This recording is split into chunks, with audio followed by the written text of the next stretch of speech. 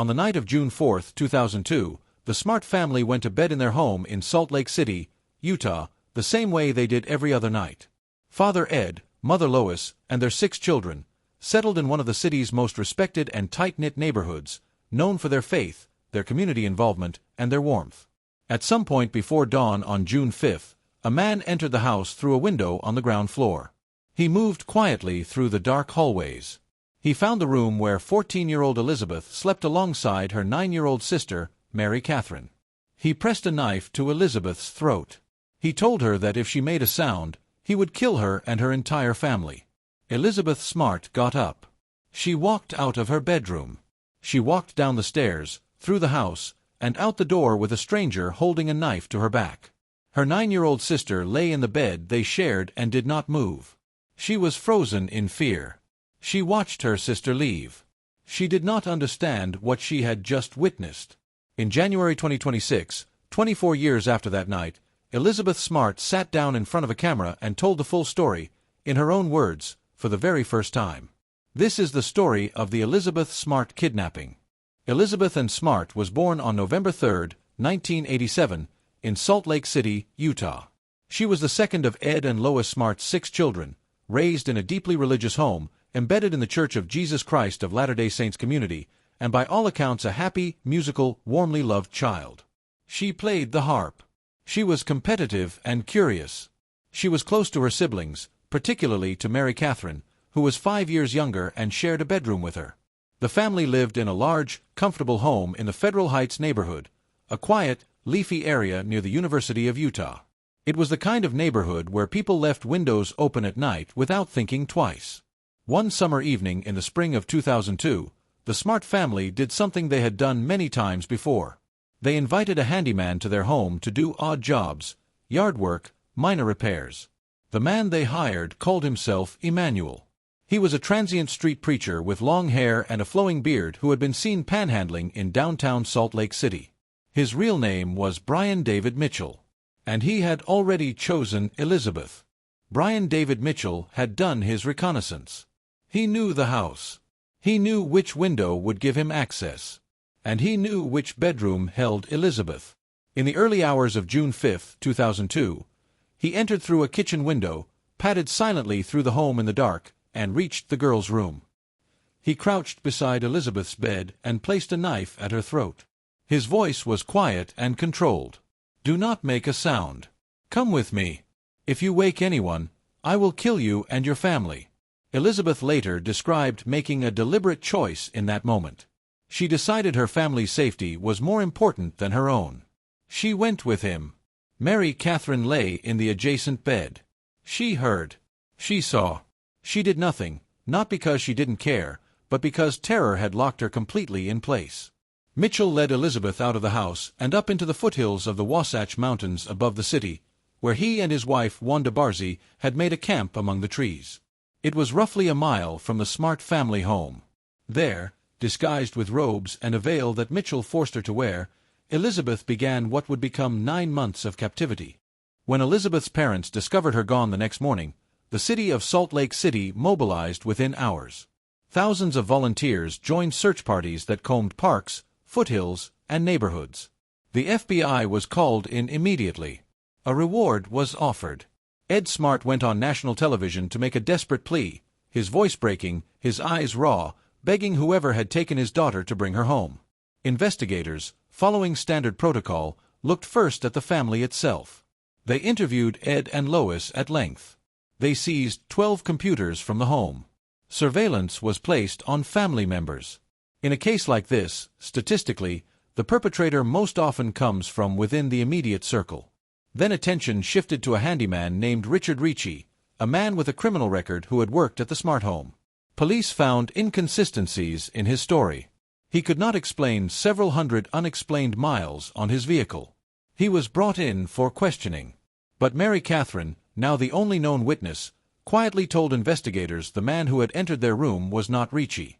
Nobody knew quite what to make of her statement yet. She was 9 years old, and she was not yet ready to say what she actually remembered.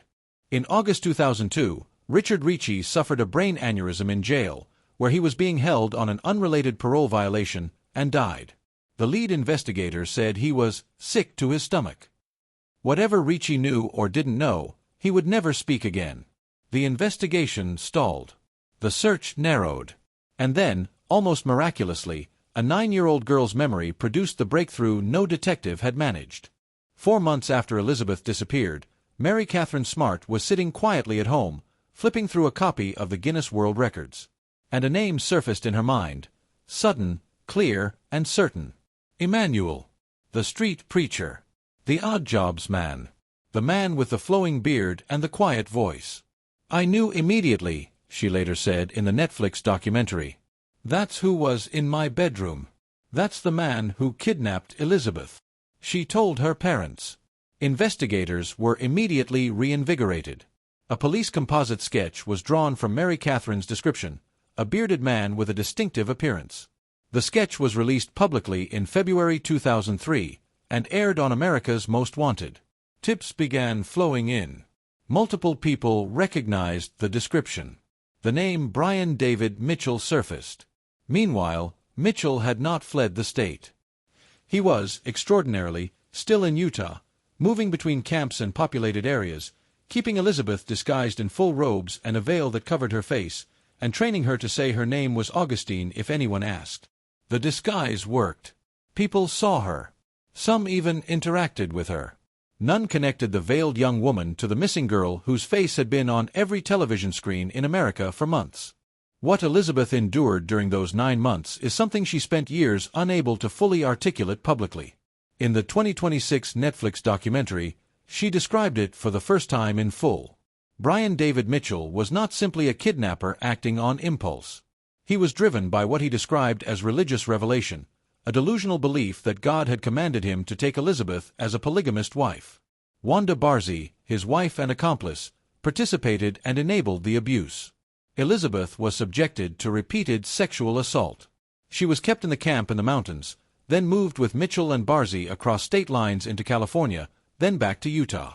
She was kept disguised at all times in public, robes, a heavy veil, sunglasses. She described the psychological tactics Mitchell used to control her, convincing her that if she tried to escape or call for help, she would be killed, her family would be killed, and no one would believe her if she spoke. The goal was not just physical captivity but the destruction of her own belief in the possibility of rescue. In the documentary, Elizabeth described the decision she made to survive. She said she told herself every day that she had something worth living for, that her family was out there, that if she could hold on, she could get home. That decision kept her alive. On March 12, 2003, a couple walking in Sandy, Utah, a suburb just a few miles south of Salt Lake City, spotted 3 individuals in robes. Something felt wrong. They called police. Officers arrived and approached the group. Mitchell and Barzee were there. And between them, in a heavy veil, was a young woman who gave her name as Augustine. The officers asked her to remove the veil. And when they looked at her face, and when she finally, slowly, confirmed who she was, they were standing with Elizabeth Smart. She had been missing for 279 days. She was alive. The reunion with her family, captured in photographs that circulated around the world, showed a father weeping as he embraced his daughter. A mother holding her child. Brothers and sisters who had not known for 9 months whether they would ever see her again. Salt Lake City, and much of America, exhaled. Elizabeth was 15 years old. She had survived. The legal proceedings that followed were almost as agonizing as the kidnapping itself. Brian David Mitchell was immediately taken into custody. Wanda Barzee was arrested alongside him. But Mitchell refused to cooperate with the legal process at every turn. He sang hymns in court. He disrupted hearings. He was repeatedly evaluated by mental health professionals and declared unfit to stand trial. For years, Elizabeth and her family watched the man who had taken her avoid accountability through legal delay after legal delay.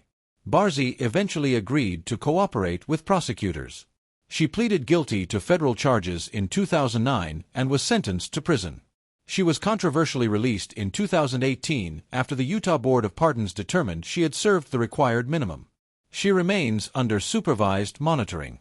Mitchell finally faced trial in federal court in 2010, 8 years after the kidnapping. He was convicted of kidnapping and transporting a minor across state lines for sexual activity.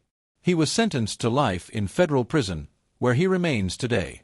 During the trial, Elizabeth took the stand. She described the details of what happened with clarity and composure that observers said was almost impossible to watch without breaking apart themselves. She was 23 years old. "When I finally got home," she said years later, "I did not want to talk about what happened with anyone. And when the trial finally happened, I remember sitting on the stand giving these answers, and feeling like there was no context around them." The 2026 Netflix documentary was her attempt to provide that context, in full, on her own terms. Elizabeth Smart is 38 years old. She is married with 3 children of her own. She has built a career as one of America's most prominent advocates for child safety and survivors of sexual violence. She has spoken before Congress. She has worked to strengthen child protection laws across the country. She has appeared on television and in documentaries more times than she can count, but always on her terms, always to advance the work of protecting others. Her younger sister Mary Catherine, the 9-year-old whose memory broke the case open, earned her bachelor's degree, then a master's degree in applied behavior analysis. She now works as a special education teacher. She lives privately. She says, simply, that Elizabeth is still her best friend. In the Netflix documentary that premiered in January 2026, Elizabeth chose to tell the complete story publicly for the first time. Not in fragments given to journalists. Not in courtroom testimony. In her own voice, on her own terms, with the full weight of what happened laid out honestly. "I'm not just that girl that was kidnapped," she has said. "That happened to me. But I'm so much more." She wanted survivors watching to understand one thing, that even after the worst things imaginable, it is possible to have a full and wonderful life. "There will be victims and survivors who watch this," she said. "And I hope they realize they're not alone. And that they don't have to be ashamed of what happened to them." Elizabeth Smart was 14 years old when Brian David Mitchell took her from her bed. She was 15 when she was found walking a suburban street in a Vale, 9 months later, having decided every single day of her captivity that she had something worth surviving for. She is 38 now. A mother. An activist. A woman who has turned the worst experience of her life into a career dedicated to making sure it happens to fewer people. The 9-year-old who lay frozen in their shared bedroom that night, who remembered a name months later that nobody else could have recalled, grew up to be a teacher of children with special needs. 2 sisters. One night that tried to break them. A lifetime of proving it did not. Subscribe to Quick Crime Vault. Every case in this vault deserves to be told. Every survivor deserves to be heard. We'll see you in the next vault.